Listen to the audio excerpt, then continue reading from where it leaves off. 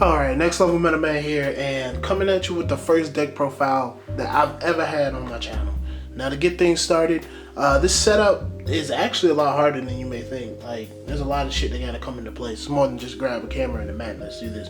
But besides all that, I'm here to talk to you about what I feel is the best way to play heroes right now. And that's with this deck right here. I've been doing extremely well at locals, and I don't have no pushover locals. This is like, these motherfuckers are serious. All meta, all day, every day. But moving on, we're gonna go ahead and touch on the monsters right quick. And I'm using the Phantom Knight engine to sort of help the heroes out. Now I'll explain it while the deck profile goes on.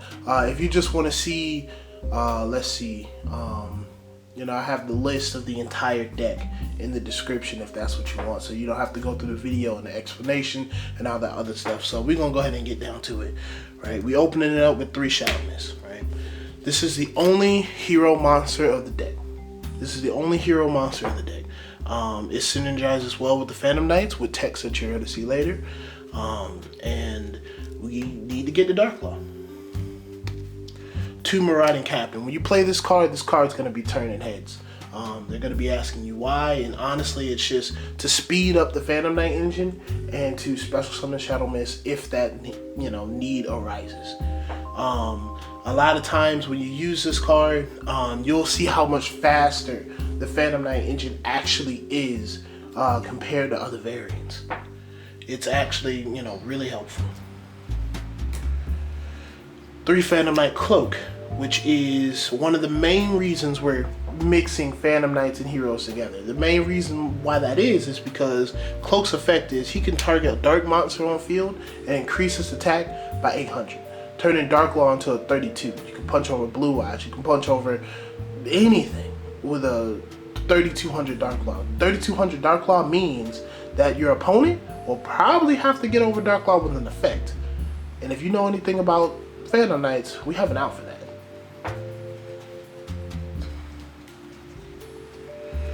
Coming up next with 3 Phantom Knight Boots. This searches your trap lineup, Fog Blade Wing.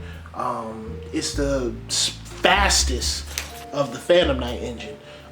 It moves the fastest. It does what it needs to do the quickest. Rank 4 exceeds for days. There's not really anything else to say about this card. You have to run it at 3. That's really it. Phantom Knight Gloves. Extremely good card. You have to run 3 of every single main Phantom Knight card just to keep the deck running smoothly. Ditches a Trap to Grave, ditches Cloak to Grave, ditches Boots to Grave. And that 1000 buff really helps right now in this format. Punching over Herald, punching over, or crashing with Blue Eyes, anything of that nature. Extremely helpful card. All the Phantom Knights play equal role. Actually, that's a lie because Cloak is obviously the best one. 1 Kagemusha Knight to help with the normal summon. Again, speed along the Phantom Knight engine. The Phantom Knight engine honestly needs everything it can get. It needs everything it can get. So hopefully he helps. And can't stress this enough, with speed being the game, why not run the triple Terraton Bird, right? Now, in this build, right, drawing in the Tamenberg, it actually isn't so bad. As you're gonna figure out later on in this build, Dante isn't where this deck gets its advantage. It gets its advantage from Lavier. So Lavier is a wind, so you can special summon this from your hand because you have a wind. It sort of just seems to work things out. Moving on to the spell card lineup and why this deck works. We have the triple Transmodify. This lets you turn every single Phantom Knight you have, including Kagemusha Knight, into a Shadow Mist from the deck. It's a much safer, much easier way to bring out Dark Law. In regular way to play heroes, you would have to pay 4,000 life points for something like this. You know, and you special summon monsters from the hand so frequently. A lot of times you're just doing it with the extra shit. And that monster that you send to the grave also gets a various amount of effects. So, you know, this card just helps boost along the deck while backing you up with a Dark Law, which is pretty phenomenal. 1 mass change, because a lot of times we're going to want to search for its partner in crime, which is mass change 2. But sometimes you don't have a card in hand to discard. Sometimes you don't have that luxury.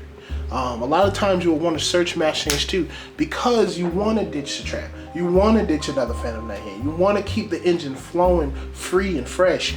And, you know, this is for here when times you don't really want to discard. It's rare, so it's a 1. And it can clog because the only target it has is Shadow Mist.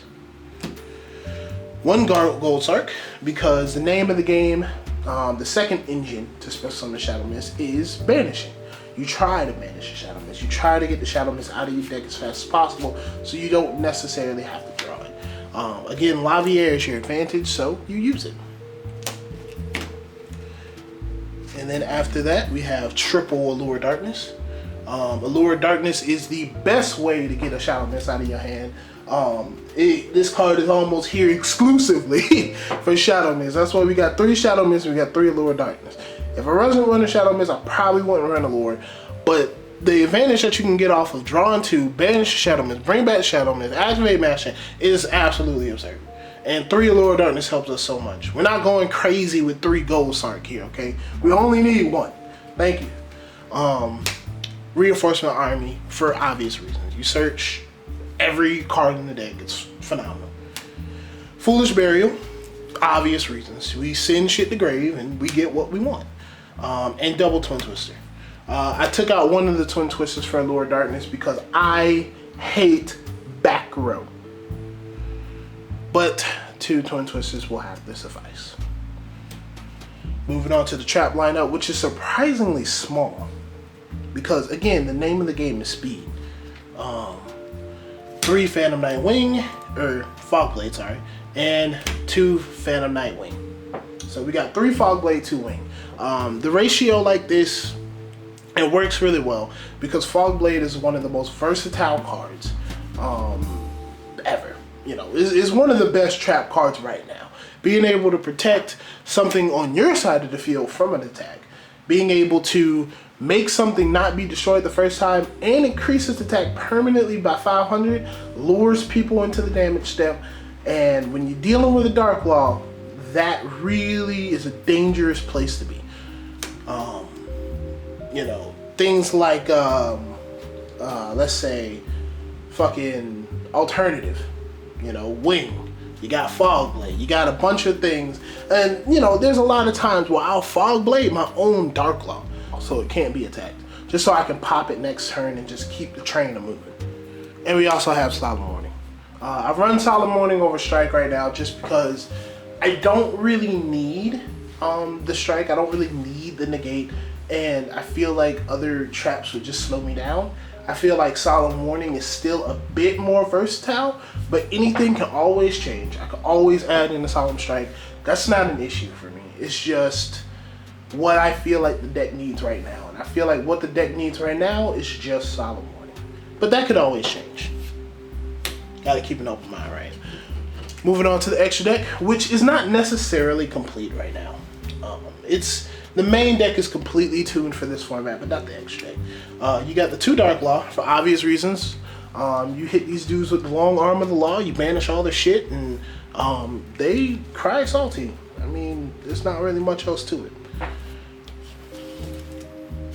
The real boss monster of the deck. Other Phantom Knight decks get their advantage through Dante. You get your advantage through Lavier. This deck doesn't really gain a lot of new resources. That's not really what it does. What it does really well is you using those resources that it already got in the first turn. And you want to keep reusing them, keep reusing them, keep recycling them. And in that event, you do gain small amounts of advantage. But the fact that everything sort of pays for itself, and then you can bring out Lavier to sort of negate that cost, is why Lavier is so important in this deck. And special summoning Shadow Mist off of Lavier is fucking amazing. 2 Breaksword, for obvious reasons. It's a card that goes with the Phantom Knight to pop your own traps. Everything's all good with that, right?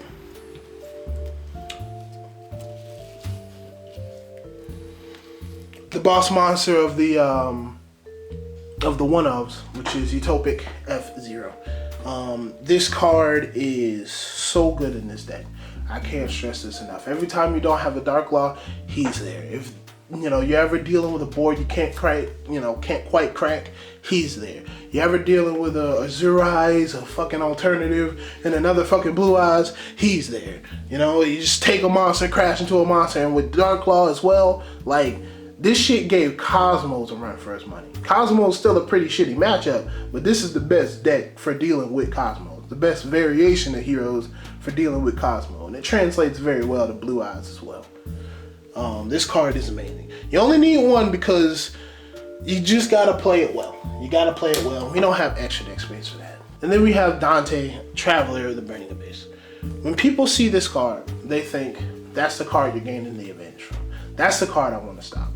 This is the card that they would try to stop you because honestly they would assume that you're playing PK Fire, right? This card is a travesty. I don't give a fuck about this card. I go into this card when I'm desperate, when I don't see any Phantom Knights, and I just need to see a Phantom Knight to get out of whatever situation I'm in. And I run so many spells in non-Phantom Knights that a lot of times shit don't even work. He's either there for utopic future material or desperation. You don't know how many times people will go and cherries this motherfucker. They'll call Dante. I don't give a fuck about Dante. More one-ohs, we have Super Quantum Mecha Beast Pop Back Row. Mecha Equip Angler to protect Dark Claw. Master Key Beetle for the rank 4 plays with Break Sword. XYZ Dragon for the other rank 4 plays with Break Sword. I don't know if you can sort of see that. I think that's the best I can do in terms of letting you see it. But we'll see. And this next section here is these are niggas that are about to get voted off the island. Number 20, Giga Brilliant. I don't really know what else to say about this card. It's here for OTKs. The reasoning for why this card's here isn't really all that sound, but right now it's earned a spot, so we're just gonna sort of see how this goes, you know. And number 47, Nightmare Shark. Now, I like my cheeky wins. I'm a little biased for my cheeky wins. I'm a little biased for getting wins that I shouldn't. You know, I always like doing that. So busting out a Nightmare Shark when you just got your opponent around 2,000, it just seems really crucial to me. But I am not a fool. I know that Nightmare Shark doesn't really come up all that consistent, and I could always use another card to help, you know, my deck on a more consistent basis. I think I've only gone into Nightmare Shark 5 times and won a game through one of them. Now, you know, so we'll see how this goes. You know, they could be Acid Golem, they could be anything. But yeah. But yeah, that's the deck profile so far. Tell me what you guys think. If you have any suggestions on the setup and things like that, you know, I always love to hear it. I don't really know, you know, how to make these whole deck profiles better for you. But you know, don't worry. Discussions coming tomorrow. Trying to get everything sorted out. Had one hell of a week, but I just want y'all to know that you know, more content's coming. And I want to thank you guys for watching, and peace.